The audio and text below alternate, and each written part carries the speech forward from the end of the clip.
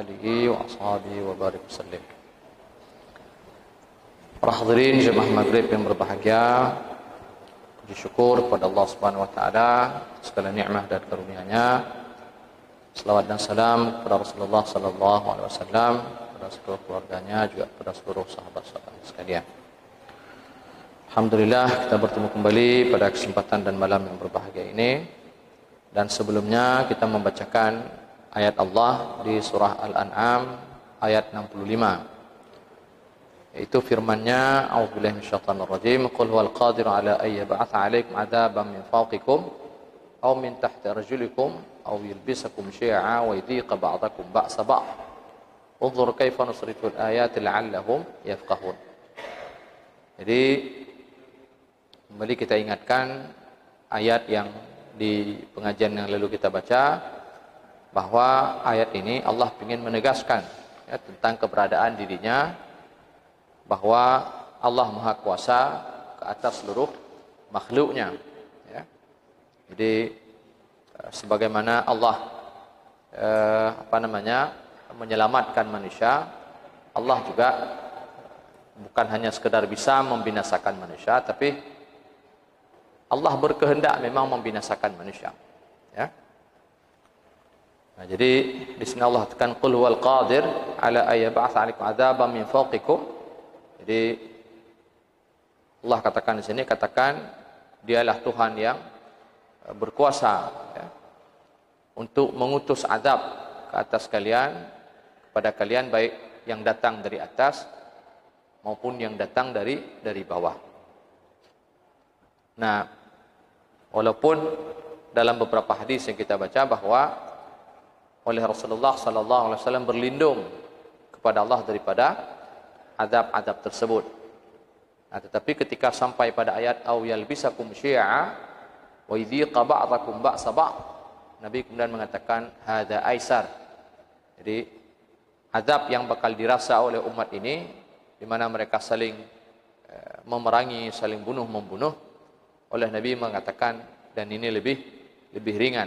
Dan kita sudah singgung tentang hal ini, dan kita melihat bagaimana sejarah Islam itu tidak pernah sepi daripada kericuhan di antara mereka, ya, peperangan, darah dan seterusnya. Nah, dalam hadis yang kita bacakan tempo hari, di sekedar mengulang saja, ya, dalam satu hadis disebutkan, katakan di sini riwayat Imam An-Nasa'i an Khabbab Ibn al-Arth, ya, dan waqad syahida badran ma Rasulullah sallallahu alaihi wasallam raqaba Rasulullah al-lailah kullaha hatta kana ma'al fajr. Jadi dikatakan bahwa pernah satu ketika Khabbab ini betul-betul memang mengintai Nabi, kira-kira begitu ya. Jadi dia betul-betul memang memperhatikan apa yang dilakukan oleh Rasulullah sepanjang malam tersebut, sampai dia sembahyang subuh bersama Rasulullah sallallahu alaihi wasallam. Nah, ketika Nabi selesai pada sembahyangnya, Khabbab mendatanginya mengatakan, ya Rasulullah, bi abi anta wa ummi, jadi demi ayah dan ibuku, laqad sallaita al-laila salatan ma ra'aituka sallaita nahwaha. Jadi beliau mengatakan, ya Rasul, jadi sungguh kamu telah sembahyang tadi malam itu satu sembahyang yang aku tidak pernah melihat sebelumnya. Jadi sebelumnya dalam beberapa hadis yang lain dikatakan sembahyang yang sangat panjang. Lalu kemudian Nabi mengatakan, ajal, ya, benar wahai Khabbab, innaha salatu raghbin wa rahabin. Jadi ini sembahyang yang penuh harap dan penuh takwa. Salatu raghbin wa rahabin. Sa'altullah azza wa jal fiha thalatha khisal. Nah, di mana Nabi mengatakan bahwa dalam sembahyang itu aku meminta tiga hal kepada Allah Subhanahu wa taala, fa'atani thintain wa mana'ani wahidah. Allah memberiku dua hal dan menghalang daripadaku satu perkara. Sa'altu Rabbi azza wa jalla alla yuhlikuna bima ahlaka bihil umam fa'ataniha. Jadi aku meminta kepada Allah agar kita tidak dibinasakan sebagaimana Allah telah membinasakan umat-umat sebelum kita. Allah memberinya. Jadi, dan ini ya dalam beberapa riwayat disebutkan seperti kelaparan, ya, paceklik dan seterusnya. Kemudian wasa'altu Rabbi azza wa jalla alla yuzhira 'alaina 'aduwan min ghairina fa'ataniha. Nah, begitu juga aku berdoa kepada Allah, doa yang kedua itu supaya Allah tidak mengutus ataupun tidak mengirim musuh kepada kita sampai kemudian musuh itu bisa mengalahkan kita umat Islam, dan Allah pun mengabulkan doa tersebut. Dan yang ketiga was'altu Rabbi azza wa jalla alla yalbisana syi'a famana'aniha. Jadi aku kemudian berdoa semoga Allah tidak membuat kita ini menjadi binasa karena kita saling berperang sesama kita, lalu dikatakan oleh Nabi, Allah menghalangiku daripada doa tersebut. Nah, ini sudah kita sampaikan di pertemuan yang lalu, dan kita masuk pada ayat selanjutnya. Jadi tadi hanya sekedar mengingatkan kembali. Nah, kemudian di ayat 66 Allah berfirman, wa kadzdzabu qaumuka wal haqq qul lastu 'alaikum biwakil likulli naba'in mustaqar wa sawfa ta'lamun. Nah, jadi sebagaimana beberapa ayat di belakang itu berupa ancaman kepada orang-orang Quraisy pada ketika itu dan kepada siapapun ya yang mendustai Allah dan Rasul. Nah, di sini juga demikian.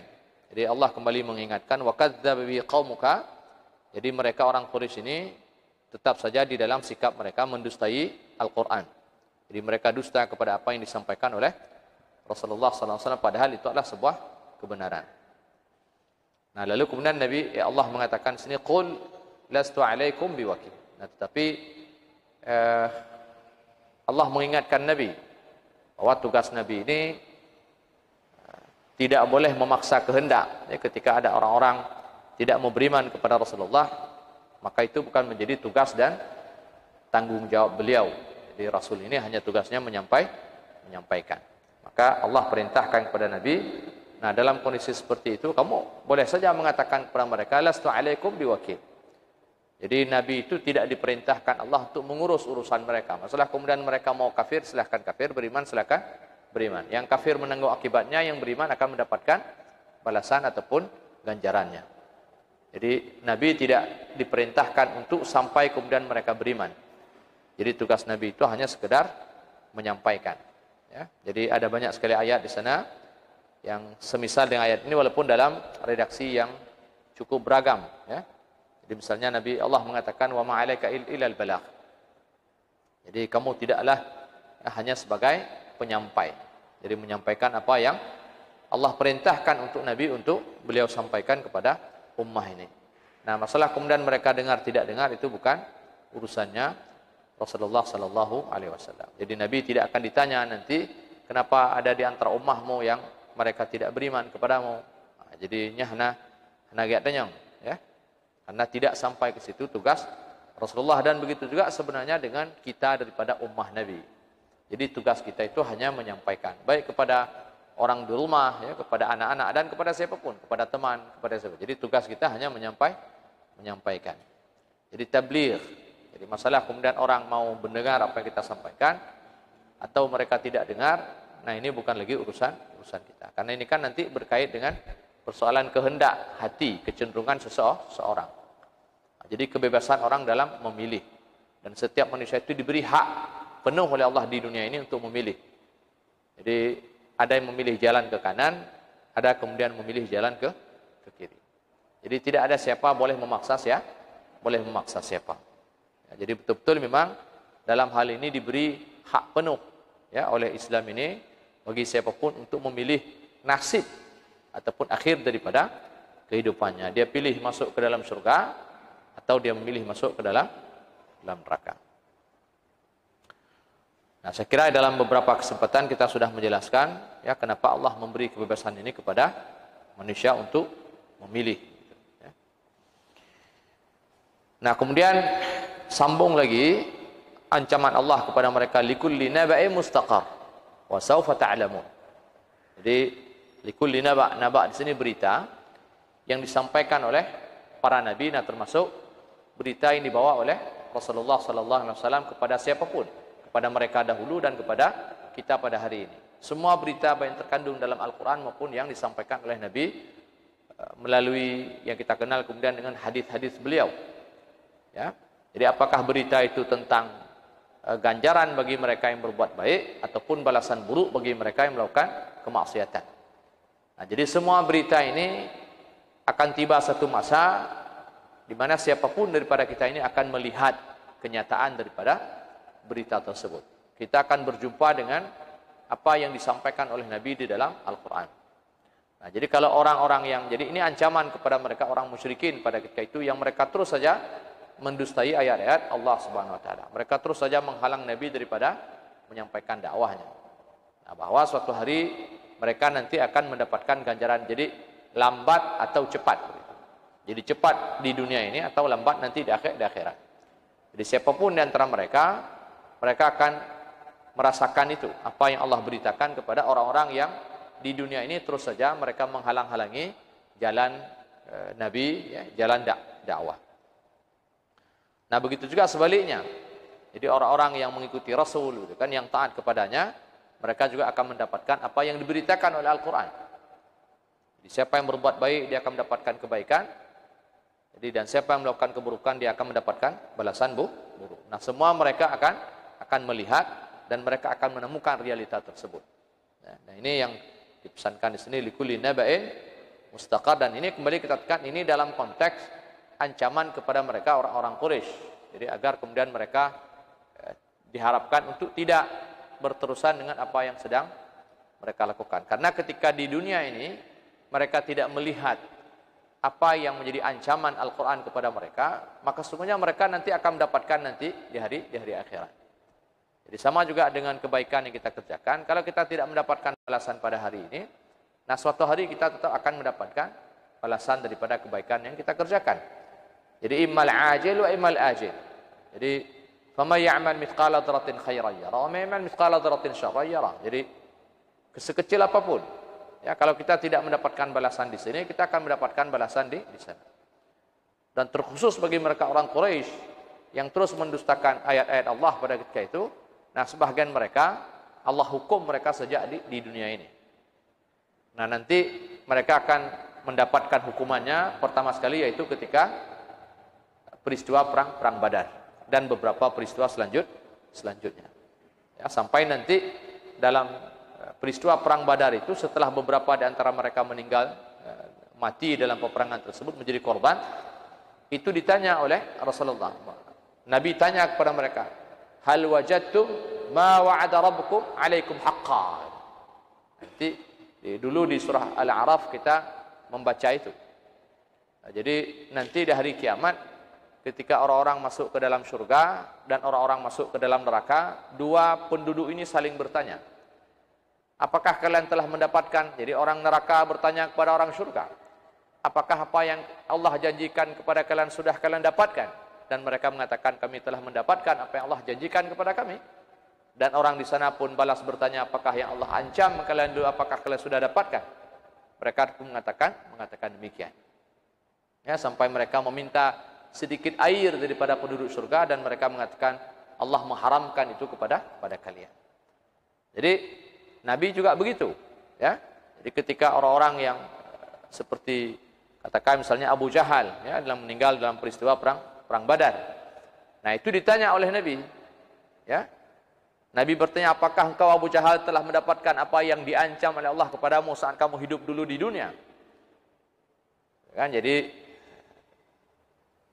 perkenakan. Nah, oleh sebagian para ulama gede pegah dalam hadis itu, ya, mungkin sedikit tertebit daripada konteks ini. Jadi bahwa yang pertama, ruh itu mendengar apa yang disampaikan oleh Rasulullah sallallahu alaihi wasallam. Dan mereka mengetahui apa yang disampaikan oleh Rasulullah sallallahu alaihi wasallam. Itu pun yang ditanya oleh Nabi, dan itu bukan pertanyaan untuk mengetahui jawaban, tapi memang pasti mereka mendapatkan apa yang dahulu pernah menjadi ancaman kepada mereka saat mereka di dunia. Tapi ditanya itu memang ditanya untuk membuat mereka itu semakin sakit dengan pertanyaan itu. Karena dahulu ketika di dunia mereka mendustai ancaman tersebut. Nah, hari ini mereka merasakan ancaman itu, sekaligus juga Nabi ingin menyampaikan kepada kita bahwa apa? Mereka itu sesungguhnya sudah merasakan azab atas apa yang mereka kerjakan di dunia dulu, begitu mereka masuk ke alam barzakh. Nah, jadi hadis itu menunjukkan kepada kita secara tidak langsung bahwa azab kubur itu ada. Jadi hana prehoro kiamat nanti baru kemudian mereka dihukum. Nah, maka Nabi tanya langsung pasca penguburan orang-orang yang orang mukmin, dan Nabi juga tanya kepada mereka yang mukmin. Persis seperti dalam cerita surah Al-A'raf. Apakah kalian telah mendapatkan apa yang Allah janjikan dahulu kepada kalian? Jadi kepada orang yang meninggal dalam peristiwa perang Badar itu ditanya oleh Nabi, ya, dan begitu juga kepada orang kafir ditanya oleh Nabi. Tapi pertanyaan ini bukan untuk dijawab, ya, tapi lebih kepada untuk bagi orang yang beriman itu untuk lebih membuat mereka itu nyaman dengan pertanyaan tersebut. Jadi Nabi seakan-akan mengatakan, bukankah yang Allah telah janjikan kepada kalian dahulu itu hak? Kalian telah merasakannya sekarang. Begitu juga kepada mereka yang kafir, bukankah apa yang Allah telah ancam kalian di dunia dahulu, hari ini kalian melihat kenyataan daripada ancaman tersebut yang dahulu kalian dustakan ketika di dunia dulu. Ya. Nah, ini diantara maksud daripada ayat likulli naba mustaqar wa saufa ta'lamun. Jadi siapapun, ya, dia akan melihat apa yang Allah janjikan kepadanya. Artinya ini juga secara tidak langsung Allah mengatakan bahwa semua yang diberitakan oleh Al-Quran, ya, semua naba yang disampaikan oleh para nabi, ya, sebagai pembawa naba, itu tidak ada yang tidak hak, gitu kan? Maka di kalimat di belakang Allah katakan wa kadzdzabihi qaum qaula haq. Jadi mereka dusta, padahal yang mereka dusta adalah sebuah kebenaran. Dan mereka akan membuktikan bahwa Al-Quran ini kebenaran. Mungkin mereka masih bisa lari untuk mengatakan bahwa Al-Quran itu benar di dunia ini, tapi mereka tidak bisa lari ketika nanti mereka terperangkap di alam yang lain. Itu alam, mulai pada alam barzakh. Mereka akan melihat nanti, ya, bagaimana ketika azab itu datang kepada mereka, dan mereka berharap agar kemudian mereka tidak pernah tidak pernah mati, gitu, ya. Saya kira ada banyak ayat yang menjelaskan penyesalan mereka orang kafir.